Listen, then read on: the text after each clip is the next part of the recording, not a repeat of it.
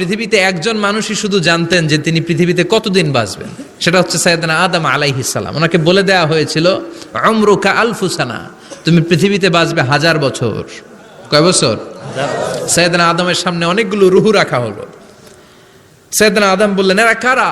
আল্লাহ বললেন, এরা হচ্ছে নাসালুক, তোমার বংশধর, পৃথিবীতে তোমার পর এরা পৃথিবীতে আসবে। সাইয়েদনা আদম বললেন, আল্লাহ ওই যে একটা রুহু দেখা যায়, এটার নাম কি?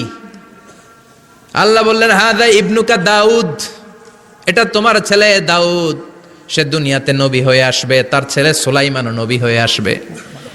সাইয়েদনা আদম বললেন, মাবুদ, আমার ছেলে দাউদের কত বছর হায়াত আপনি দিয়েছেন? আল্লাহ বললেন, 40 সানা, মাত্র 40 বছর, 4 ইয়ার্স, 40 বছর তোমার ছেলেটা বাঁচবে।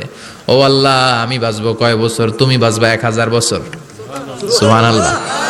সাইয়েদনা আদম বললেন, মাবুদ, এত ফুটফুটে সুন্দর আমার ছেলে দাউদ, মাত্র 40 বছর দিলেন কেন? জিদ মিন উমরিহি, বাড়ায়া দেন।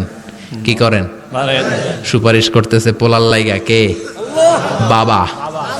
আল্লাহ আপনি বাড়ায়া দেন। আল্লাহকে বাড়ানো যাবে না, লেখা হয়ে গেছে। রুফিআতিল আকলাম ওয়া জাফফাতিস সুহুফ, কলম তুলে নেওয়া হয়েছে আর কালি শুকায় গেছে, আর কিছু করা যাবে?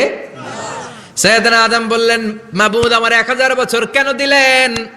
আমার এই সুন্দর ফুটফুটে ছেলেটারে মাত্র শুধুমাত্র 40 বছর কেন দিলেন? ও মাবুদ, আমার 1000 বছরের দরকার নাই, আমার 1000 বছর থেকে 60 বছর আমি আমার ছেলেরে দিয়ে দিলাম।